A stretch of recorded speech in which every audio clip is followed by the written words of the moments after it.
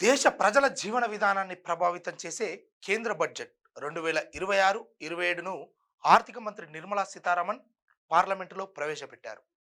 ఈ బడ్జెట్లో ప్రభుత్వం ఒకవైపు ప్రజలకు ఊరటనిచ్చే నిర్ణయాలు తీసుకుంటే, మరోవైపు ఆదాయ వనరుల కోసం కొన్ని రంగాల్లో పన్నులు పెంచింది. ఈ బడ్జెట్లో ఎవరికి లాభం, ఎవరికి భారం, ఏ ధరలు తగ్గాయి, ఏ పన్నులు పెరిగాయి, పూర్తి వివరాల్లో చూద్దాం. తగ్గిన పన్నులు ప్రజలకు ఊరట, విదేశీ విద్యపై భారీ ఊరట. కేంద్ర ప్రభుత్వం లిబరలైజ్ రెమిటెన్స్ స్కీమ్ కింద విదేశీ విద్య కోసం పంపే డబ్బుపై వసూలు చేసే tax collected out source TCS ను గణనీయంగా తగ్గించింది. ముందు 5% టీసీఎస్, ఇప్పుడు 2% టీసీఎస్ మాత్రమే. దీంతో విదేశాల్లో చదువుతున్న విద్యార్థుల తల్లిదండ్రులకు లక్షల్లో నగదు భారం తగ్గనుంది.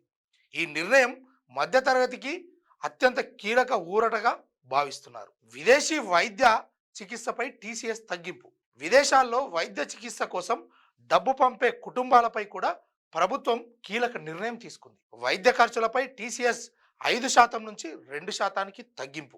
ఇప్పటి వరకు చికిత్సకు ముందే భారీ మొత్తంలో ట్యాక్స్ కట్టాల్సి వచ్చేది. ఇప్పుడు ఆ భారం తగ్గనుంది. విదేశీ టూర్ ప్యాకేజీలపై భారీ తగ్గింపు. విదేశీ టూర్ ప్యాకేజీలపై ఇప్పటి వరకు 5% నుంచి 20% వరకు టీసీఎస్ ఉండేది.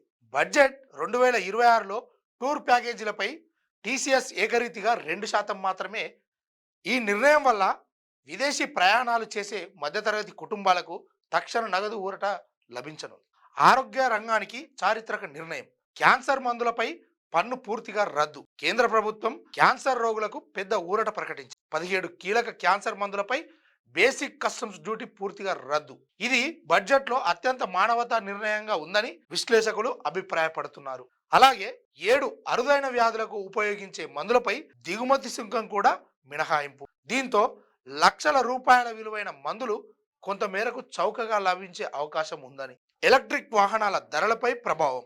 ఈవీ రంగాన్ని ప్రోత్సహించేందుకు కేంద్రం కీలక నిర్ణయాలు తీసుకుంది. ఈవీ బ్యాటరీల తయారీకి అవసరమైన భాగాలపై కస్టమ్స్ డ్యూటీ రద్దు. లిథియం అయాన్ బ్యాటరీ సెల్స్ తయారీ యంత్రాలపై డ్యూటీ మినహాయింపు.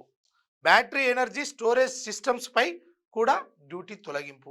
ఈ చర్యలతో దేశీయ తయారీ పెరగడమే కాకుండా భవిష్యత్తులో ఎలక్ట్రిక్ వాహనాల ధరలు తగ్గే అవకాశం ఉందని ప్రభుత్వం తెలిపింది. సోలార్ రంగానికి బూస్ట్. సౌర విద్యుత్ రంగంలో ఖర్చులు తగ్గించేందుకు సోలార్ గ్లాస్ తయారీలో ఉపయోగించే సోడియం యాంటోమినేట్ పై బేసిక్ కస్టమ్స్ డ్యూటీ రద్దు. దీనివల్ల సోలార్ ప్లాంట్ల నిర్మాణ వ్యయం తగ్గి పునరుత్పాదక ఇంధనానికి బలం చేకూరనుంది. విమానయాన రంగానికి ఊరట.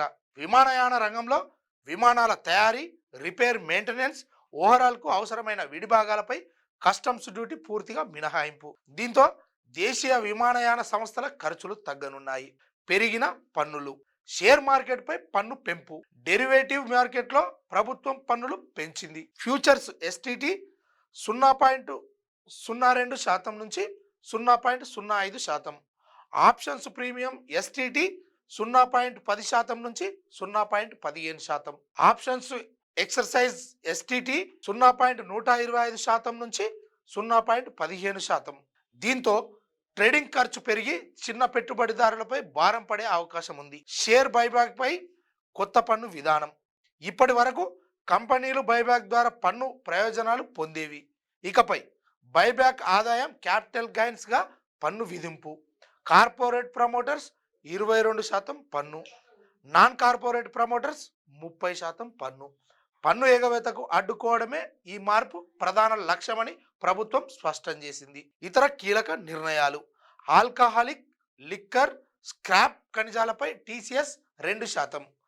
టెండు ఆకులపై టీసీఎస్ 5% నుంచి 2%కు తగ్గింపు. ఐటీ సేవలకు safe harbour margin 15.5%. Bharat data సెంటర్లు ఉపయోగించే విదేశీ క్లౌడ్ కంపెనీలకు 2047 వరకు ఆదాయ పన్ను మినహాయింపు. మొత్తంగా చూస్తే కేంద్ర బడ్జెట్ 2026-27 విద్య, వైద్యం, ఈవీ, సోలార్, విమానయాన రంగాలకు ఊరట. షేర్ మార్కెట్ లావాదేవీలపై పన్ను పెంపు.